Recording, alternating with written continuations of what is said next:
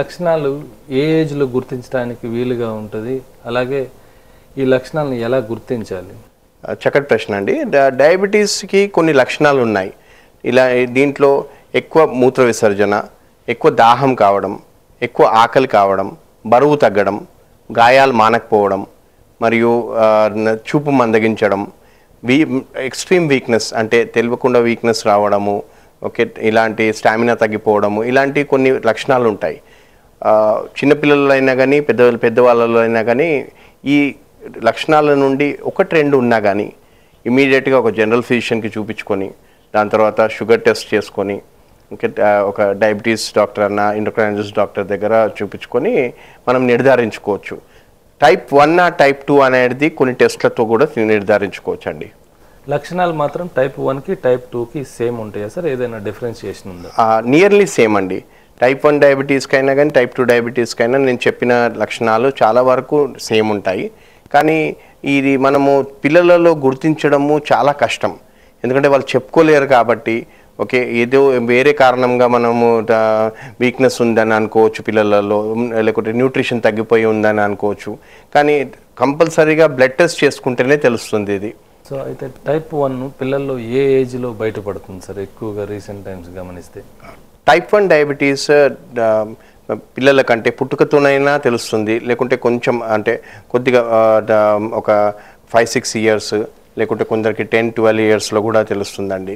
Type 1 డయాబెటీసా కాదా అని కొన్ని టెస్టులు, అంటే insulin, serum insulin, C peptide, ఈ టెస్టులు, కొన్ని అడ్వాన్స్ టెస్టులు చేసుకొని మనము తెలుసుకోవచ్చు. సో వన్స్ టైప్ 1 కింద ఐడెంటిఫై చేసిన తర్వాత ట్రీట్మెంట్ ఎలా ఉంటుంది సార్ దాన్ని? టైప్ 1 డయాబెటీస్కి ట్రీట్మెంట్ ఏంటంటే ఇన్సులిన్ అండి. ఇన్సులిన్ లేనిది టైప్ 1 డయాబెటీస్ కంట్రోల్ కాదు. అంటే సామాన్యంగా టైప్ 2లో ఇచ్చే ట్యాబ్లెట్స్ ఈ టైప్ 1 డయాబెటీస్లో వర్క్ కావు. అందుకని ఈ టైప్ 1 డయాబెటీస్ ఎక్కువ వరకు పిల్లల్లో ఉంటుంది కాబట్టి కంప్లీట్ రెస్పాన్సిబిలిటీ పేరెంట్స్ ఉంటుందండి. పేరెంట్స్, వాళ్ళ టీచర్స్, స్కూల్స్లో వీళ్ళ మీద ఎక్కువ రెస్పాన్సిబిలిటీ ఉంటుంది కాబట్టి చాలా జాగ్రత్త ఉండాలి. లక్షణాలు గుర్తించి ఓకే ఇమీడియట్గా వాళ్ళకు షుగర్ లో అయినా కష్టమే, షుగర్ హై ఉన్నా కష్టమే. కాబట్టి షుగర్ టెస్ట్ రోజు చేసుకోవడము, 1 to 2 times చేసుకోవడము, ఓకే, డాక్టర్ సలహా ప్రకారము చేసుకుంటే ఏమి ప్రాబ్లం ఉండదు. నార్మల్ పర్సన్ లాగానే చిన్నపిల్లలు కూడా టైప్ 1 డయాబెటీస్ వాళ్ళు కూడా నార్మల్ లైఫ్ లీడ్ చేయొచ్చు. ఇన్సులిన్ తీసుకోవాలంటే ఇంజెక్షన్ లాంటిది ఎట్లా ఉంది సార్? అంటే వాళ్ళంతటా వాళ్ళు తీసుకోగలుగుతారా?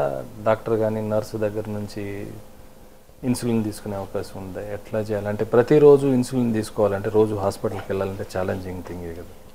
ఇన్సులిన్ కంపల్సరీ తీసుకోవాలి కాబట్టి టైప్ 1 డయాబెటీస్లో అది ఇంజెక్షన్ పరంగానే ఉంటుంది. ఇన్సులిన్ ఇంజెక్షన్ పరంగానే ఉంటుంది కాబట్టి అది తీసుకోవడము పిల్లవానికి నేర్పించడం కానీ, లేకుంటే అది అడ్మినిస్టర్ చేయడం కష్టమవుతే ఒక నర్స్ సహాయంతో, లేకుంటే టీచర్స్ సహాయంతో.